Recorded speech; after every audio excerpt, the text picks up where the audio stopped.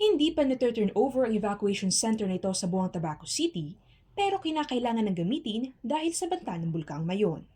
Kaya't kahit kulang pa nga pasilidad gaya ng lutuan at banyo, ipinagamit na ito sa mga evacuee na nakatira sa loob ng 6-kilometer permanent danger zone. Si Verna, isa sa higit 70 pamilya ay dali-daling lumikas kahapon. Wala raw siyang masyadong nadalang gamit dahil biglaan ang kanilang paglikas. Kahapon, bago kayong bumaba, nakapagsaing ako. Tapos ngayon, wala pang lutuan. Sabi ko kako, bumili na muna. Kaya yun na muna, nakain ng mga anak ko. Nakikita ko kasi, maulan, medyo mahirap. Pero kung may, siguro sa tingin mo, hindi man mahirap masyado. Ngayon lang kami nahirapan, unang-una, kalalagay namin ng mga tao pa lang, galing sa taas, siyempre, parang naninibago sila. Manipis ang modular tent. Net lang ang ibabaw nito at dahil walang tigil ang pag-ulan nitong mga nakarang araw, malamig sa lugar, lalo na sa gabi dahil sa fog. Ano lang namin, ma'am, sa natrapal, para madingdingan naman yung itong port na to, para pag umulan, hindi mabasa.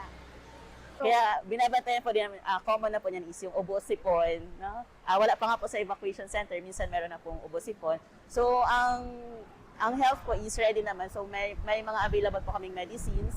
Though hindi po siya enough, pero may mga assistance naman po kami kasi marireceive from the province. Ngunit ang asawa ni Verna, bumalik sa kanilang bahay sa loob ng permanent danger zone dahil sa kanilang mga alagang hayop. Ano ma'am, paggabi nandito, tapos pag umaga umuwi. May animal shelter tayo sa San Antonio. Kasama yun sa meeting namin. Kasama yung agriculture namin, yung city agriculturist namin, officer, na sinabi yung mga kapitan, kung may mga ganun, yung mga alagang hayop o animal, dalhin sa animal center. Kasi meron tayo sa San Antonio.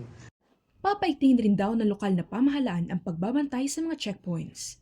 Nagsimula na rin ang pamimigay ng ayuda mula sa Department of Social Welfare and Development, ngunit sa Tabaco City, plano nilang dagdagan ang ipamimigay na pagkain sa mga apektadong pamilya.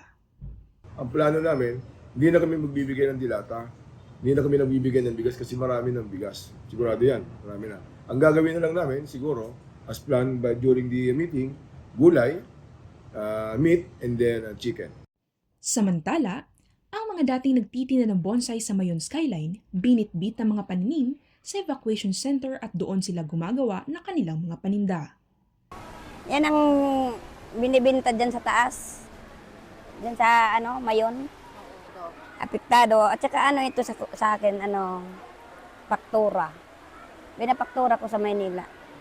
Ayon naman sa Office of Civil Defense, mahigpit na ipapatupad ang pagpasok sa loob ng 6-kilometer permanent danger zone.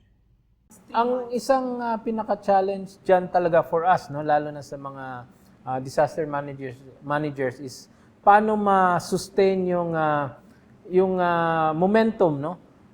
Lalo na when it comes to convincing or stressing to the affected population na talagang dapat sumunod.